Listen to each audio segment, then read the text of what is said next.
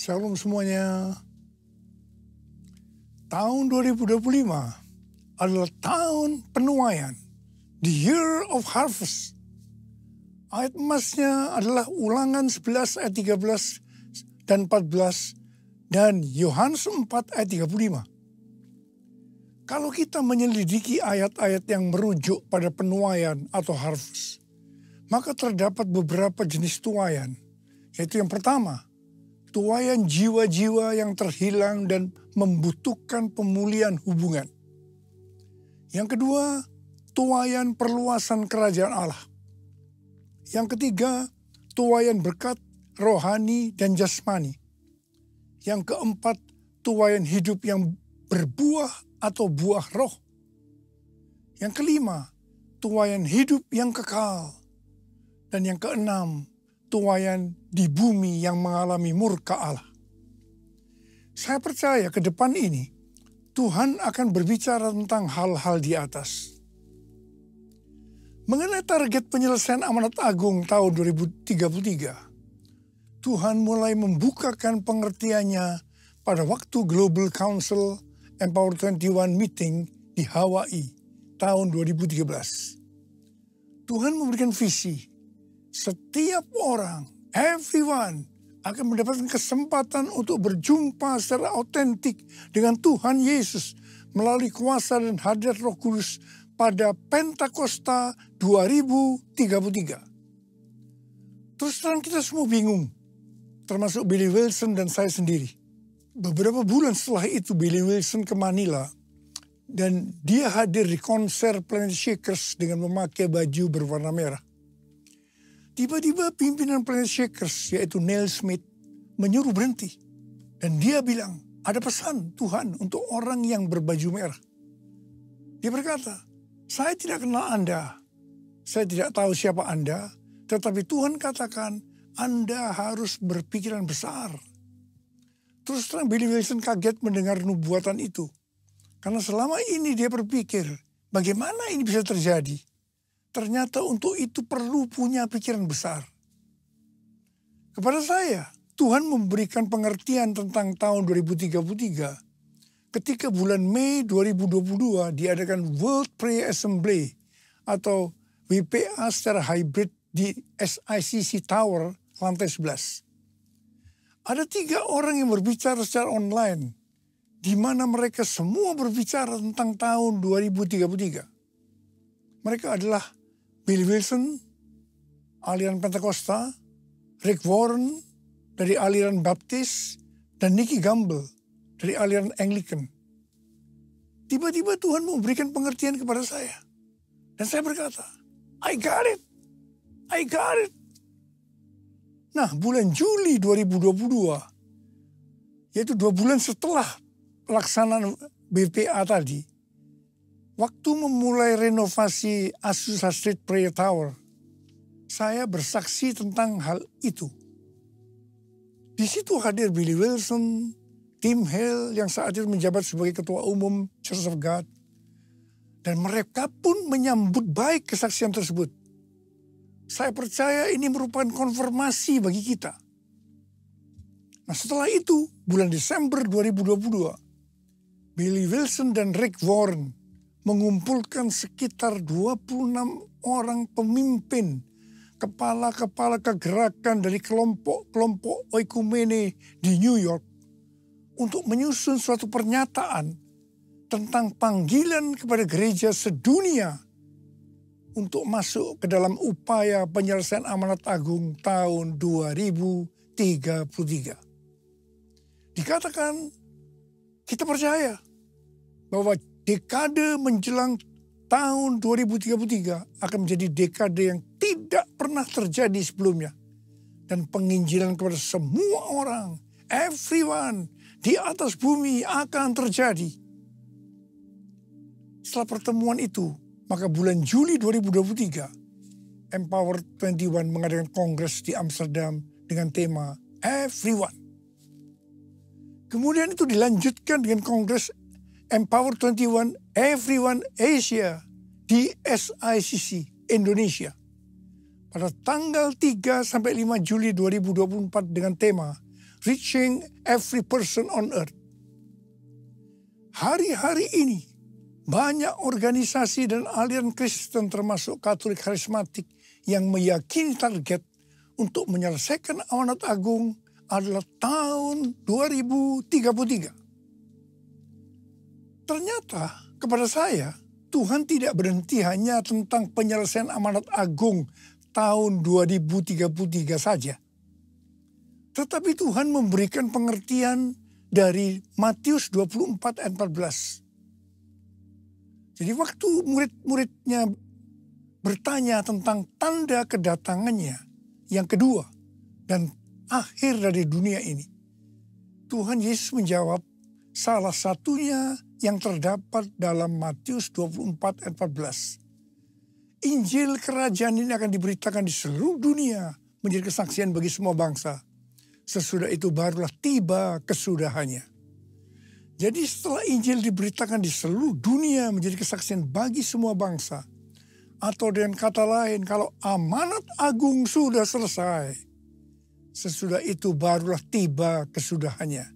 Tuhan Yesus datang kembali. Kata sesudah itu tidak ada seorang pun yang tahu. Bisa 1 hari, 1 bulan, 1 tahun, 5 tahun, yang jelas tidak akan lama. Sebab Tuhan Yesus berkata, aku datang segera.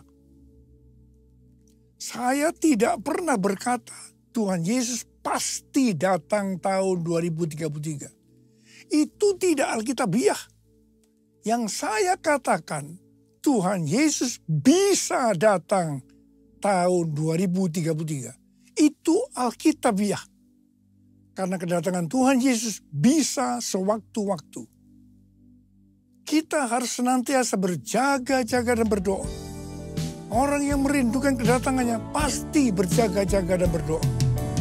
Hosana, Hosana, datanglah Tuhan Yesus.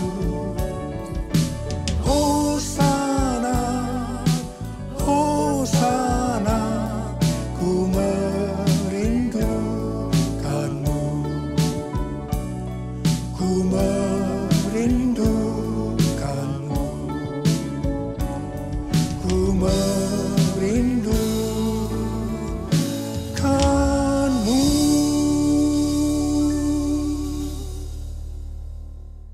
Rick Warren membuat kelompok yang disebut dengan Finishing the Task, menyelesaikan amanat agung, dengan menggunakan pendekatan 4B atau 4B.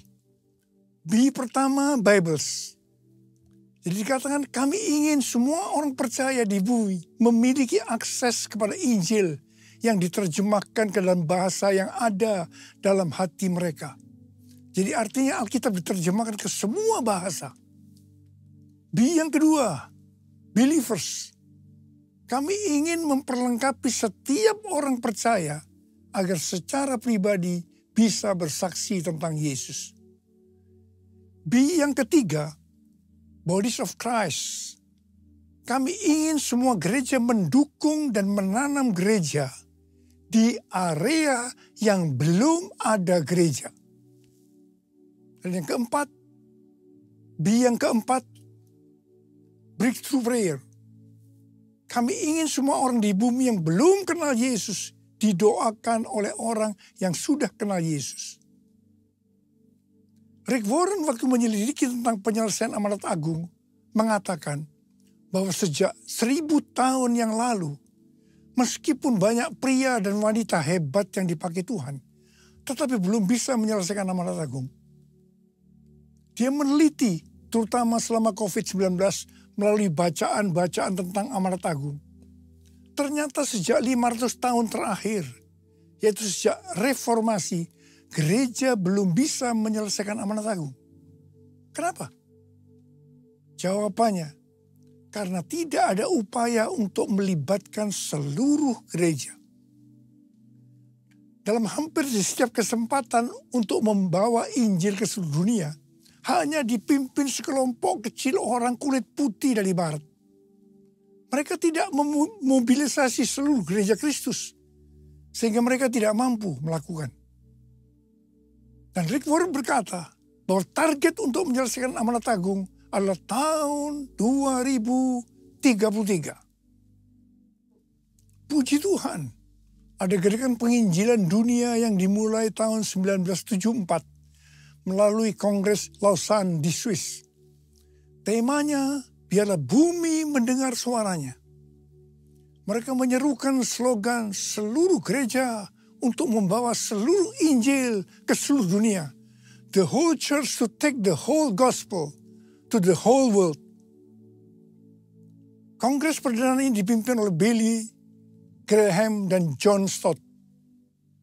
Kongres ini menghasilkan perjanjian Lausanne atau Lausanne Covenant, sebuah dokumen dasar yang menguraikan teologi dan praktik pekerjaan misi.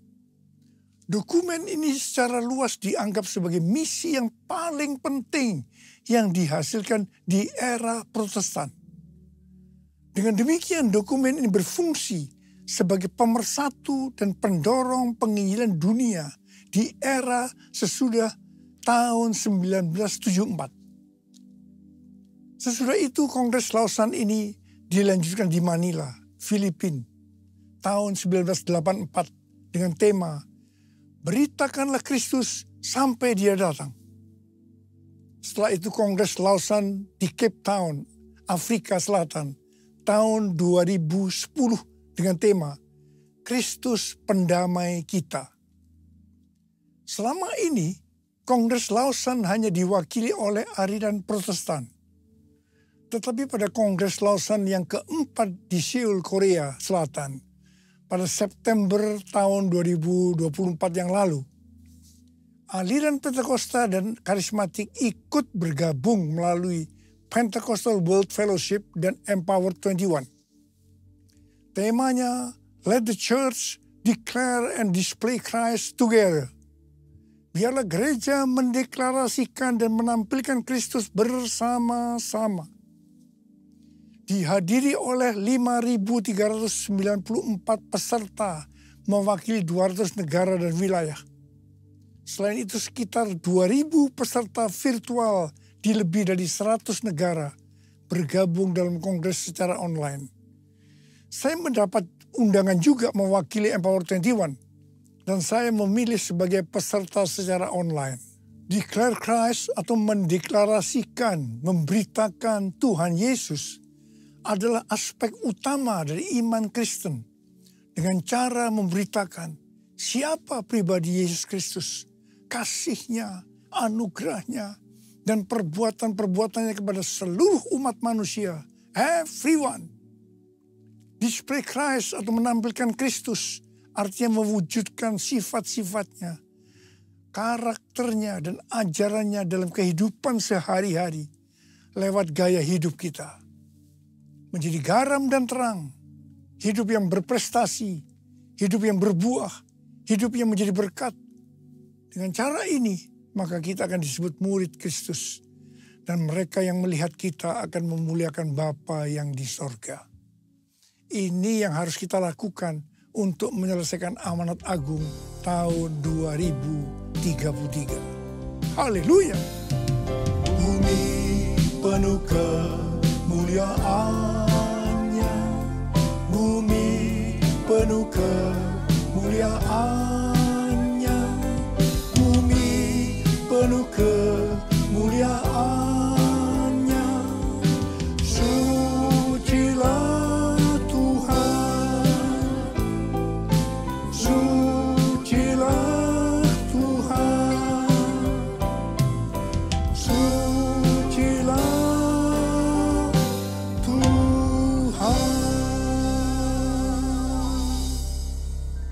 memasuki tahun penuaian ini, kita juga akan mengalami penuaian secara jasmani. Salah satu syarat untuk mengalami penuaian secara jasmani adalah memberi, menabur. Dalam Mazmur 126 ayat 5 dan 6 dikatakan, orang yang menabur dengan bercucuran air mata akan menuai dengan sorak-sorai.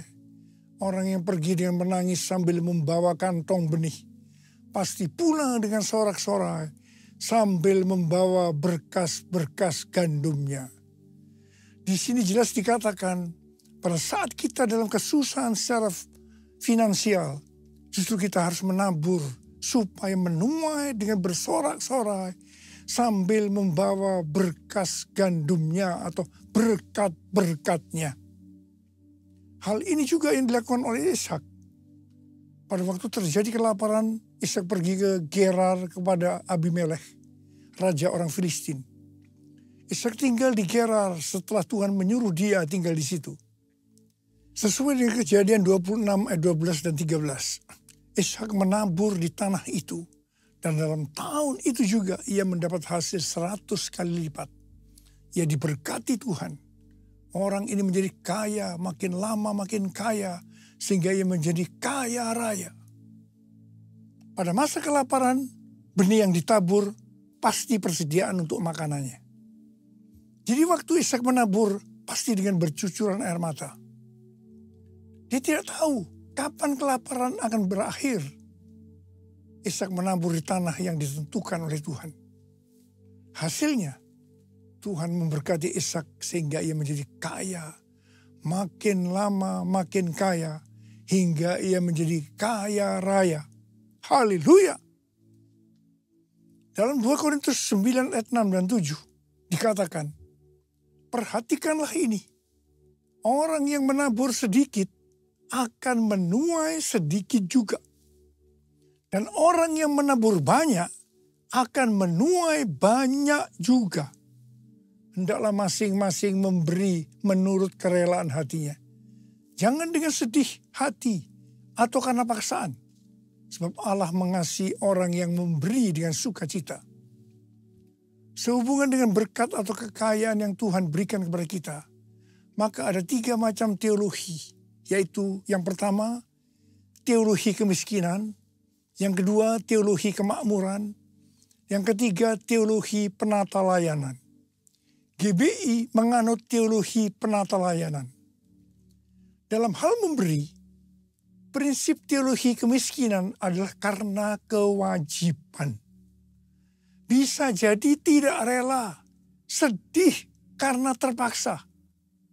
Sedangkan prinsip teologi kemakmuran, fokusnya hanya untuk mendapat sesuatu nantinya. Tetapi prinsip teologi penata layanan, kita memberi, kita menabur karena mengasihi Tuhan. Ini pasti dilakukan dengan sukarela. Dikatakan Allah mengasihi orang yang memberi dengan sukacita. Ada 3 macam respon dari orang percaya dalam hal memberi. Yaitu respon pertama, bagi yang memiliki hubungan yang intim dengan Tuhan. Mereka memberi dengan standar tinggi. Yaitu senantiasa berupaya memberikan yang terbaik untuk Tuhan. Sebagai contoh Maria yang intim dengan Tuhan. Mengurapi kaki Tuhan Yesus dengan rambutnya. Dengan minyak narwastu yang mahal harganya. Yaitu sekitar 300 dinar. Itu merupakan upah 1 tahun bagi seorang pekerja. Jadi sangat besar nilainya. Dan ini merupakan persembahan yang terbaik. Respon yang kedua, bagi mereka yang tidak intim dengan Tuhan. Mereka hanya dapat memahami bahwa memberi persembahan secara materi itu hanya sebagai hukum yang tertulis. Ketika yang lain sudah dengan tekun dan setia memberi persembahan persepuluhan, persembahan khusus, dan persembahan sulung, dia masih sibuk menyelidiki apakah persembahan-persembahan itu alkitabiah atau tidak. Respon yang ketiga, bagi mereka yang cinta uang dan pencuri kas milik Tuhan, seperti Yudas Iskariot, akan mengkritik orang seperti kepada Maria yang memberikan persembahan yang terbaik kepada Tuhan, yaitu minyak narwastu yang mahal harganya, dengan dalih, mengapa tidak diberikan kepada orang miskin saja? Demikian juga mereka yang termasuk orang-orang seperti ini akan menyamaratakan semua pendeta yang mengajar tentang memberi persembahan uang sebagai golongan pendeta yang mencari keuntungan dari jemaat. Bukan rahasia lagi. Bahwa cukup banyak pendeta yang takut untuk memberikan pelajaran tentang kebenaran. Memberi persembahan uang. Apa akibatnya?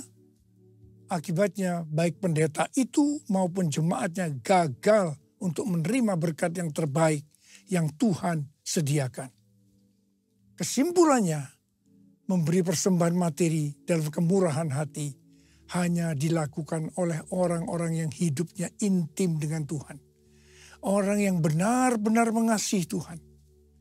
Saya berdoa agar berkat yang terbaik dari Tuhan akan kita terima dalam tahun 2025 ini. Karena kita intim dengan Tuhan. Bless the Lord, oh my soul. Oh my soul. Worship His holy name. Sing like never before. Oh my soul. I worship your holy name. Bless the Lord, oh my soul. Oh my soul. Worship His holy name. Sing like never before. Oh my soul. I worship your holy name. I worship your holy name. I worship your holy name. Lebih dari 14 tahun yang lalu, Tuhan berbicara kepada kita tentang persembahan sulung.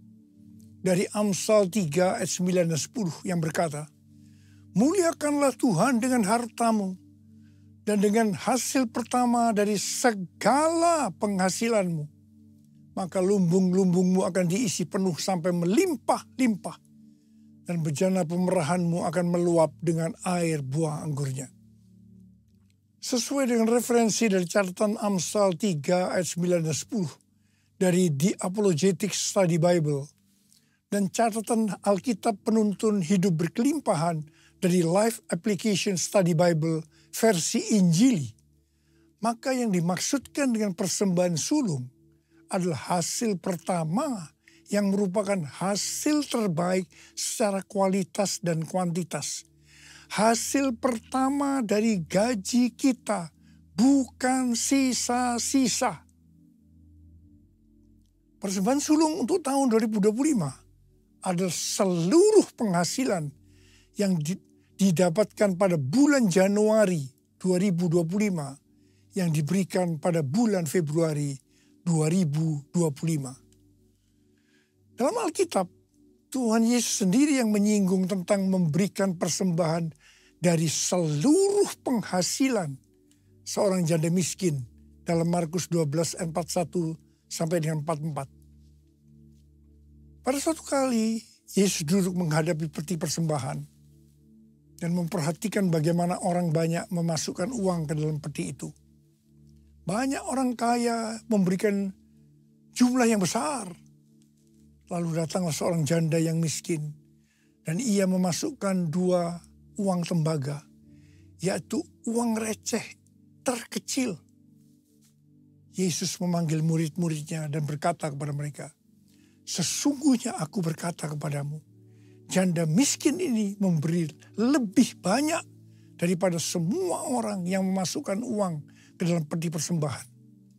Sebab mereka semua memberi dari kelimpahannya, tetapi janda ini memberi dari kekurangannya. Semua yang dimilikinya, yaitu seluruh nafkahnya. Di sini Tuhan Yesus tidak melihat besarnya jumlah persembahan, tetapi berapa persen dari penghasilannya yang dipersembahkan. Meskipun jumlah persembahan janda miskin itu relatif kecil dibandingkan orang kaya tadi, tetapi Tuhan Yesus berkata, janda miskin ini memberikan lebih banyak dibandingkan dengan semua orang kaya itu. Mengapa? Karena persembahan yang diberikan janda miskin itu adalah seluruh nafkahnya, yaitu seluruh yang dia miliki. Ini contoh memberi karena sungguh-sungguh mengasihi Tuhan. Persembahan sulung merupakan tolok ukur yang valid untuk menguji apakah kita memberi karena mengasihi Tuhan. Persembahan sulung diberikan dengan kerelaan hati dan ucapan syukur, bukan karena paksaan. Sekali lagi saya mau katakan, bukan karena paksaan. Amsal 11 ayat 24 dan 25 berkata, ada yang menyebar harta tetapi bertambah kaya. Ada yang menghemat secara luar biasa namun selalu berkekurangan. Siapa banyak memberi berkat, diberi kelimpahan. Siapa memberi minum, ia sendiri akan diberi minum. Tahun 2025 adalah tahun penuaian baik secara rohani maupun secara jasmani. Kita akan berkata bahwa tahun 2025 akan lebih baik dari tahun 2024. Kita akan mengalami berkat yang melimpah meskipun dunia mengalami kekacauan. Haleluya. Ada berapa banyak di antara saudara yang percaya bahwa tahun 2025 akan lebih baik dibanding tahun 2024. Karena kasih Tuhan selalu baru tiap pagi, selalu baru tiap minggu, selalu baru tiap bulan, selalu baru tiap tahun. Ada berapa banyak berkata, Tuhan saya percaya tahun 2025 akan lebih baik dibanding tahun 2024. Mari angkat tangan kita, katakan bersama saya. Aku percaya berkat-Mu atasku melimpah, kebajikan kemurahan selalu mengikutiku. Ku puji, ku sembah Kau Tuhan. Sekali lagi katakan, aku percaya berkat-Mu atasku melimpah, kebajikan kemurahan selalu mengikutiku. Ku puji, ku sembah Kau Tuhan. Ku puji, ku sembah Kau Tuhan. Ku puji, ku sembah Kau Yesus.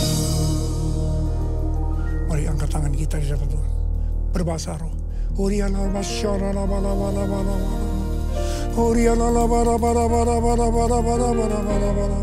Yang sudah berbahasa roh, kita berbahasa roh. Yang belum berbahasa roh, katakan haleluya, haleluya, haleluya. Kau berdoa buat anak-anak-Mu semua Tuhan. Mereka percaya, kami dengan iman berkata tahun 2025 akan lebih baik daripada tahun 2024. Terima kasih Tuhan. Terima kasih Engkau akan menggenapi ya Aba. Menserahkan anak-anak-Mu dalam tangan-Mu. Berkati mereka, berkati mereka, berkati mereka. Mereka akan menuai dan dengan secara luar biasa berkat secara jasmani, secara materi. Dalam nama Yesus kami berdoa. Haleluya. Amin.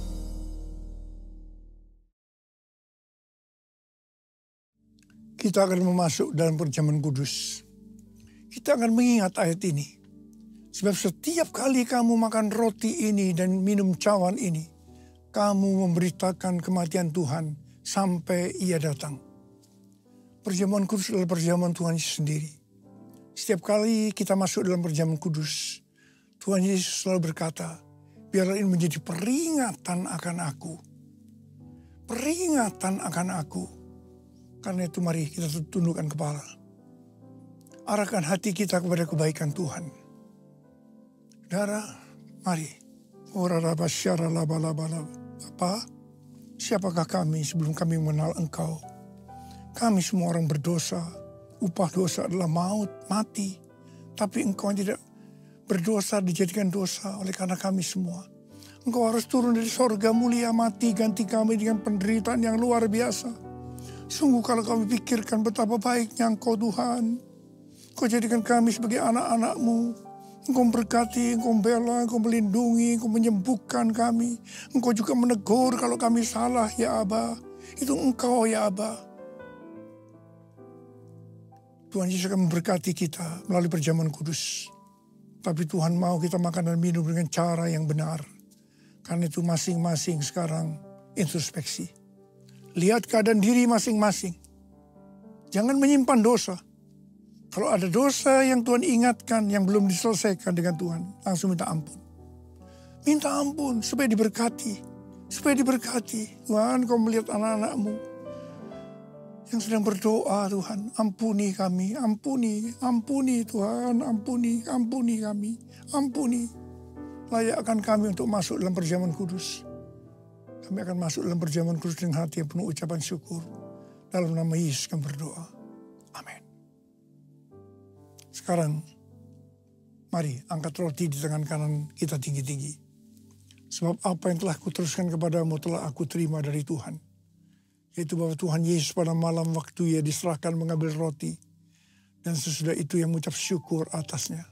Ia memecah-mecahkannya dan berkata, inilah tubuhku yang diserahkan bagi kamu.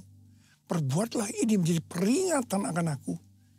So yang dikasih Tuhan, bukankah roti yang kita pecah-pecahkan ini adalah persekutuan kita dengan tubuh Kristus.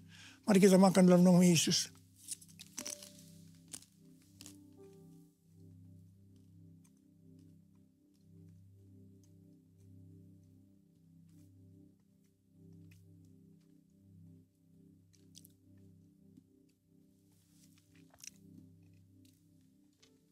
Angkat cawan di tangan kanan kita tinggi-tinggi.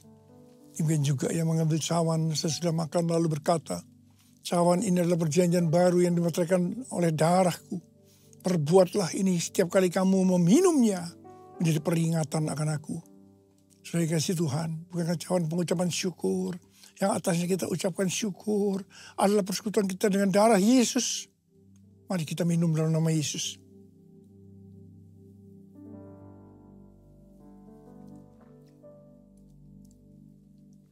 Angkat tangan kita. Ucapkan syukur dengan suara, jangan diam.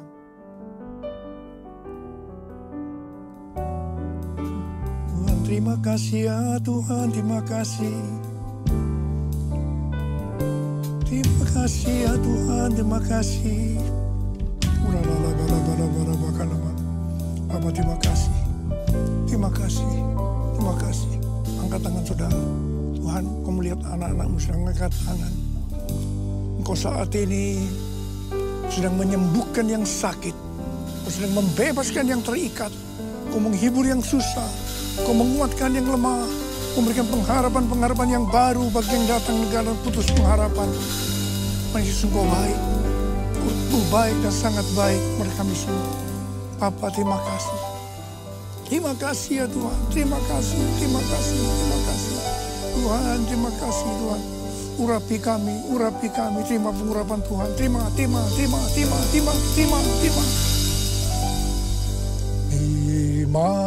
kasih Yesusku, terima kasih Yesusku. Puji syukur hanya bagi Tuhanku. Terima kasih Yesusku, terima kasih Yesusku. Puji syukur hanya bagi Tuhanku. Puji syukur hanya bagi Tuhanku. Puji syukur hanya bagi Tuhanku.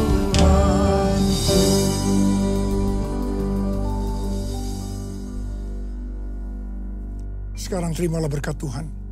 Kasih karunia berlimpah-limpah daripada Allah Bapa dalam Anak yang tunggal Yesus Kristus. Persekutuan yang manis dengan Roh Kudus menyertai kita semua mulai hari ini. Sampai Tuhan Yesus datang menjemput kita di awan-awan dan bahkan sampai selama-lamanya. Yang percaya bersama-sama katakan, Amin.